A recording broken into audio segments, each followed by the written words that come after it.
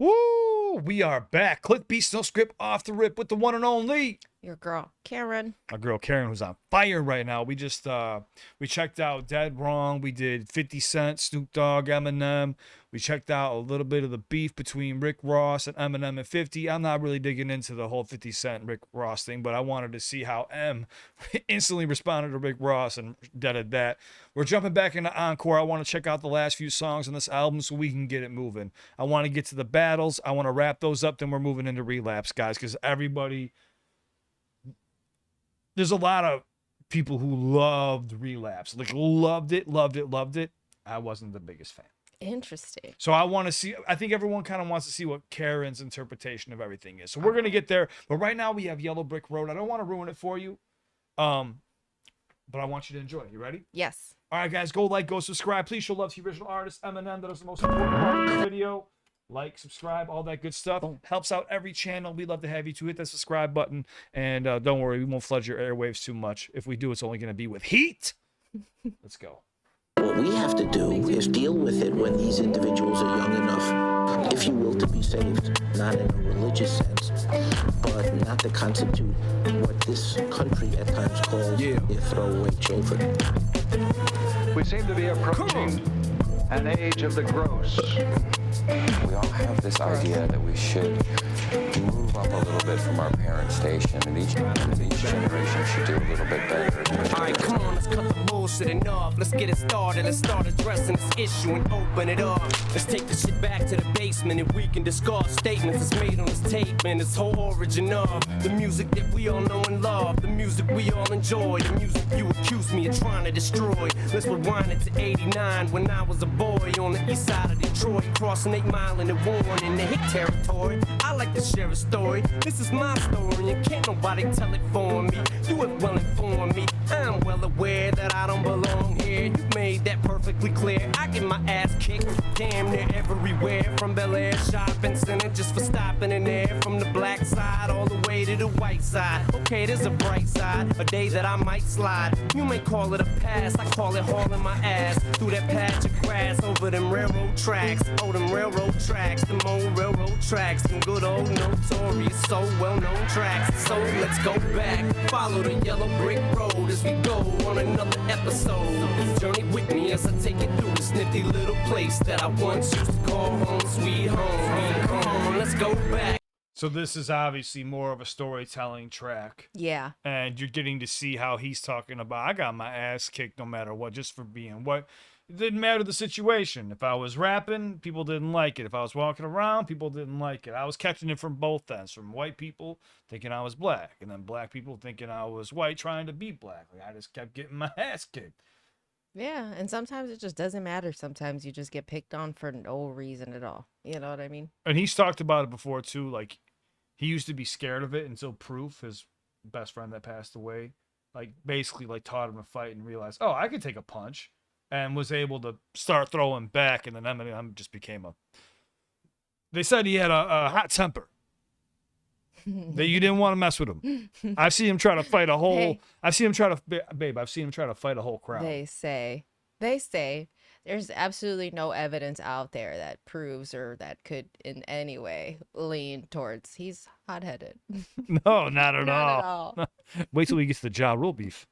Little place that I once used to call home, sweet home. Come on, let's go back, follow the yellow brick road as we go on another episode. Journey with me as I take it through this nifty little place that I once used to call home, sweet home. I roam the streets so much they call me a drifter. Sometimes I'd stick up a thumb just to hitchhike, just to get picked up, to get me a lift up. 8 Mile and Van Dyke, or still a goddamn bike from somebody's backyard. Drop it off at the park, that was the halfway mark. To me, Kim had to walk back to her mama's on Chalmers after dark to sneak me in the house when I'm kicked out my mom's. That's about the time I first met Proof with Goofy Gary on the steps at Osborne, handing out some flyers. He was doing some talent shows at Centerline High. I told him to stop by and check us out sometime. He looked at me like I'm out my mind. Shook his head like white boys don't know how to rhyme. I spit out a line and rhyme birthday with first place, and we both had the same rhymes that sound alike.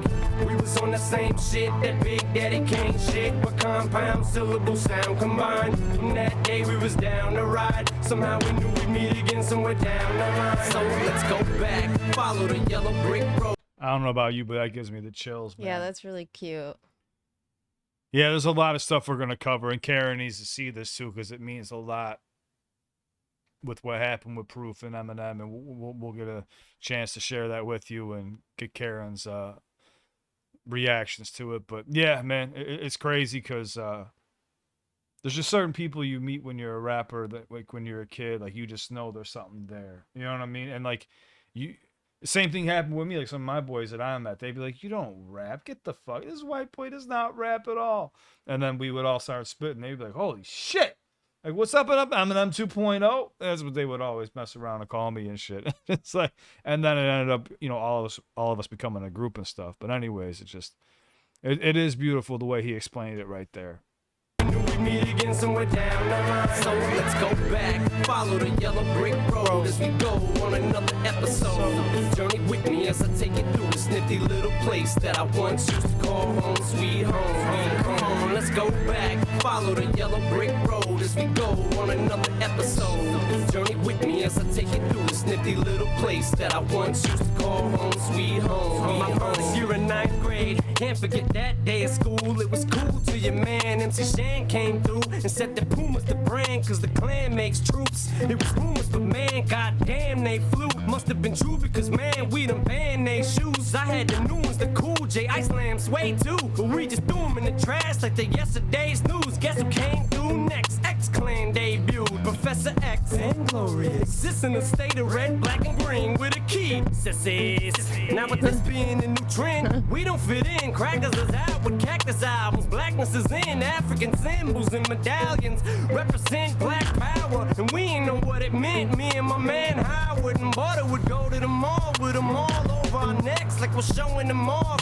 Not knowing at all we was being laughed at. You ain't even half black. You ain't supposed to have that, homie. Let me grab that. And that Flavor Flav clock, we gon' have to snatch that. All I remember is meeting back at Mannix's basement, saying how we hate this, how racist, but dope. The X-Clan's take this, which reminds me, back in '89, me and Kim broke up for the first time. She was trying to two-time me, and there was this black girl at our school who thought I was cool cause I rap, so she was kinda eyeing me. And oh, the irony, guess what her name was? Ain't even gonna say it. Plus, the same color hair as hers was, and blue contacts and a pair of jugs. The bombest goddamn girl in our whole school. If I could pull it, not only would I become more popular, but I would be able to piss him off at the same time. But it backfired. I was supposed to dump her, but she dumped me for this black guy, and that's the last I ever seen or heard or spoke to the old foolish pride girl. But I've heard people say they heard the tape, and it ain't that bad, but it was. I singled out a whole race, and for that I apologize. I was wrong, cause no matter what color a girl is, she's still a soul. Let's go back, follow the yellow brick. So what he's talking about right now, Foolish Pride, was a song that he made after he got dumped by a girl when he was 15 years old. And he did basically say, like, don't date black women, only date white women. It was not first off, it was trash. It was not good. It was like a kid beatboxing. It was like, oh, foolish pride. Oh, foolish pride. It's real. One day we'll listen to it if you want. Gross. Nick Cannon tried to use it against M, but M already apologized for it in 2004, whenever this was. Mm-hmm. And he's even saying, like, I was in the wrong. I was confused, you know, like he even said, like, with the pendants and stuff.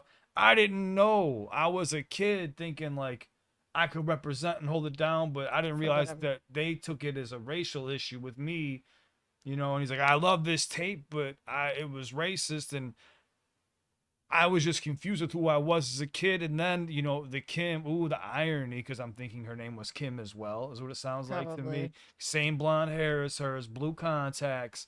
And he said, I made the song Foolish Pride, and I regret that. You know, like, I shouldn't have ever made that. I apologize. That was wrong. I singled out a whole race, you know, over being heartbroken. One situation, yeah. Yeah. Which, I mean, I heard the song and no, it's not good. But let's just say I think we've all, when we've gone through breakups, have done and said some things that were way out of pocket and way out of line. You know? But yeah, you'd have to listen to the song to be a judge of your own. But yeah, it's not a good song. They try to flip it on them to make him look bad, but he apologized for it. 15 years old too. So what are you gonna do? You ready? Yeah.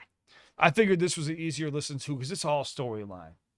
There's no double entendres. He's telling you, this is what I meant. Like with Encore, I almost felt like I felt like he conquered rap. Like you could just tell there's even times he's not even rhyming. He's just keeping with the Talking. same melodies and it sounds alike and it Yeah. sounds combined and I'm feeling fine. Like he's not really trying at all, to be honest with you.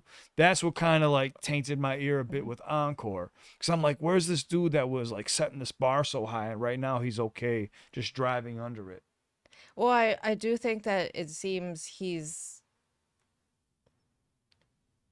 this feels like a growth album. Like he's recognizing a lot of things, and he's also like not necessarily making excuses, but he's like, let me walk you through why I am the way that I am. I'm not mad. I'm no longer I'm not trying to be in your face. I'm not trying to prove a point anymore necessarily. You already know I'm here. Whatever.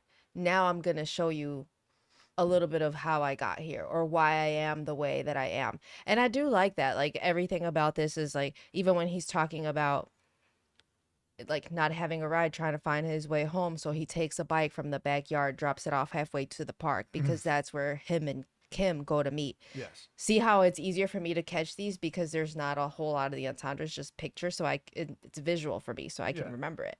And for me, it just made me realize like, it's so easy for us outsiders to villainize like, oh, a thief, right?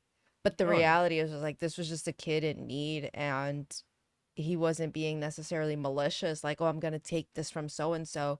He's just like, man, I'm just trying to get on home as quickly as I can, and this bike may be the only way. The environment in which he was raised in, you know, it's not like he didn't, like Karen said, It's survival. It's not like it makes me think of that line in Renegade when he says, and you look in the mirror and see yourself as a kid again and you get embarrassed because you've done similar things as me, especially if you come from areas like Chicago, Detroit, New York. Like there's just, it's different than growing up in a small little town. Like it just is. It's a lot of poverty. It's a lot of people who are poor. We're all right next to each other too. It's different. I guess you can't really explain it, but let's wrap this up. But a lot of people love this song. They've seen it as a classic because, like you said, it is Yellow Brick Road. It has to do with the Wizard of Oz, obviously. So we're going down the Yellow Brick Road. Singled out a whole race, and for that I apologize.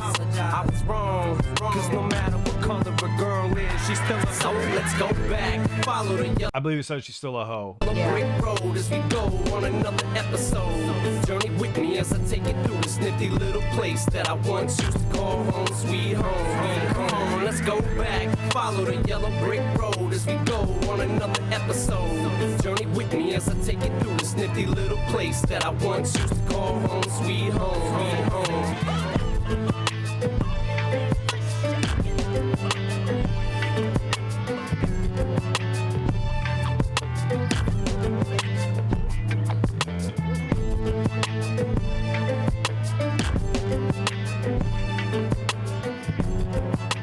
I think it's a cello right there. Yeah, I it's really really like nice. that. It's cool.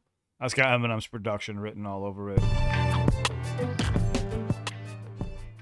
So yeah, I thought this was an important song off the album for you to check out because it's one of the classics off of this.